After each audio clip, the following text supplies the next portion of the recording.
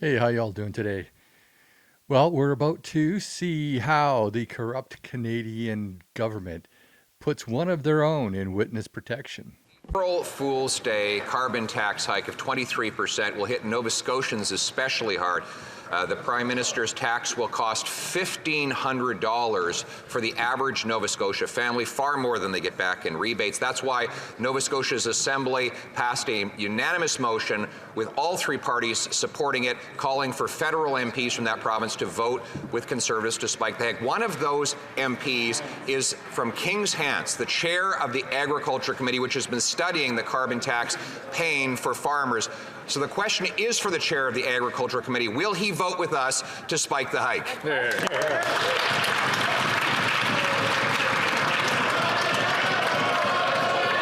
So what just happened here? The Speaker of the House paused question period to consult with a member of the Liberal Party, and they determined that Pierre Poilievre's question was inappropriate. At least it was inappropriately asked of the head of a committee that is looking into the effects of the carbon pricing on agriculture in Nova Scotia. So, colleagues, of course, questions can be asked of the government regarding administrative issues of the government, and of course to committee chairs. It's important for Canadians to understand, though, that when questions are asked of committee chairs, it has to be regarding stuff that has committee business. That's before the committee right now. And so, in consultation, we realize that isn't the issue that is here before. So I see that the Honourable Minister for Housing is rising on his feet.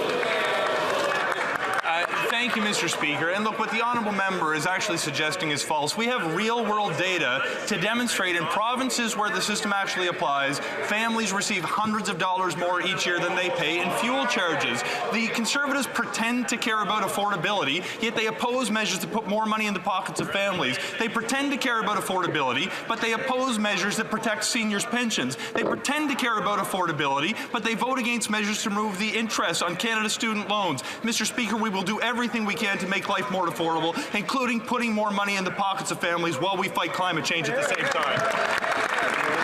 The Honourable Leader of the Opposition. Well, that parliamentary censorship proves everything you need to know about this and everything else in this government. I asked a question of the member for King's Hants, the chair of the Agriculture Committee, who's now studying the painful impacts of the carbon tax, and the front bench here shut him down, told him to sit down and shut up because they had a better mouthpiece for the PMO who would stand and speak in his stead. Mr. Speaker, the question is for the member for King's Hants, the chair of the Agriculture Committee. His committee studying how the carbon tax hurts farmers. Will he vote to spike the hike?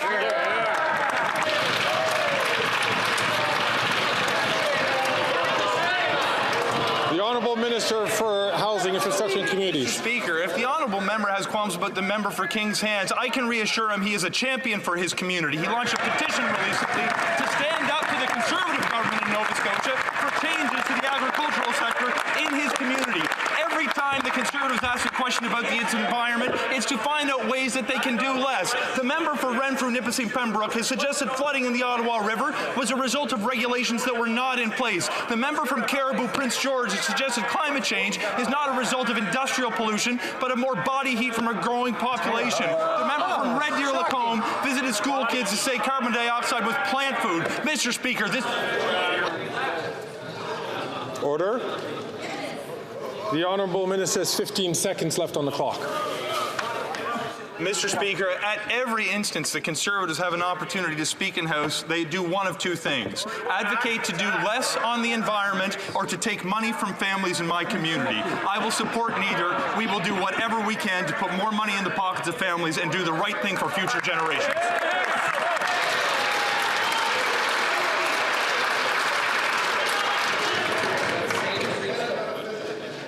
Order. The Honourable Leader of the Opposition. Mr. Speaker, the question was for the silent member from King's Hants. He is asked to explain how he's voting for a carbon tax of $1,500 per family that only pays back $963 in rebates. I asked him specifically to stand and answer, but he's been shut down and shut up by his masters in the PMO. So once again, will the chair of the Agriculture Committee and member for King's Hands stand in today and tell us whether he will vote to spike the hike or raise the tax?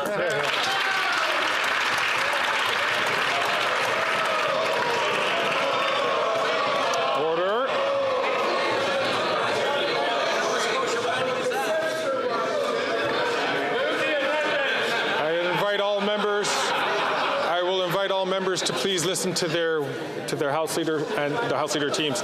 The Honourable Government House Leader. Thank you, Mr. Speaker. And the Leader of the Opposition knows full well the rules of this place and knows full well that members on this side are proud and pleased to defend the initiatives and the affordability measures.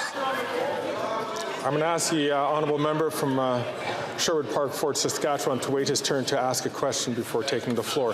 The Honourable Government House Leader has 23 seconds left on the clock. The Leader knows the rules of this place and knows that on this side of the House we're pleased and proud to speak to the affordability measures and the things that we're putting in place to make life more affordable for Canadians. But while we're on this theme, I have a question for the member of the Defence Committee from Selkirk Interlake. Why did he sell out the people of Ukraine in voting against the free trade arrangement? The Honourable Leader of the Opposition.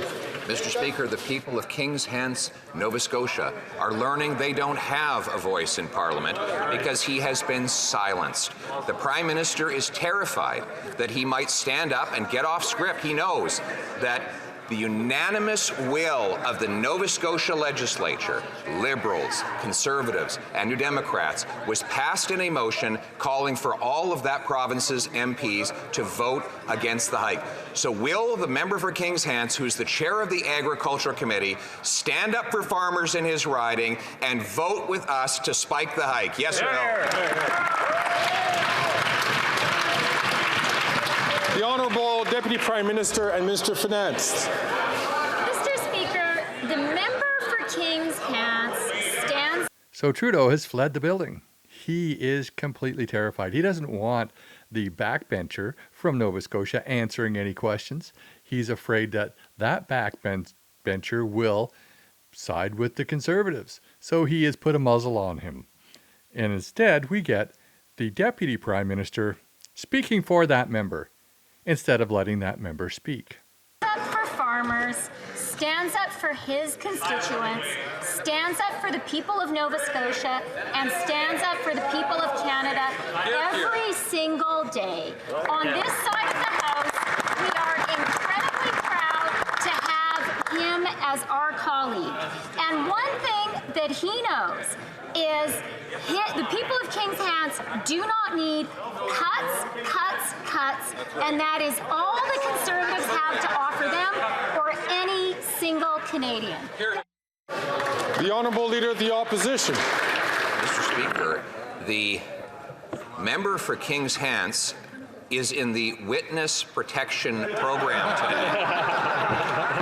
He can't possibly stand up when his whip waves for him to sit down, which is exactly what happened a moment ago when I asked him a legitimate question as chair of the Agriculture Committee, a committee that's studying the devastating impact of the carbon tax on farmers in his riding and across the country. So for a sixth time, will he come out of the Witness Protection Program and announce whether he will vote for our motion to spike the hike? Yeah. So Pierre does it again. He totally destroys the Liberals at their own game.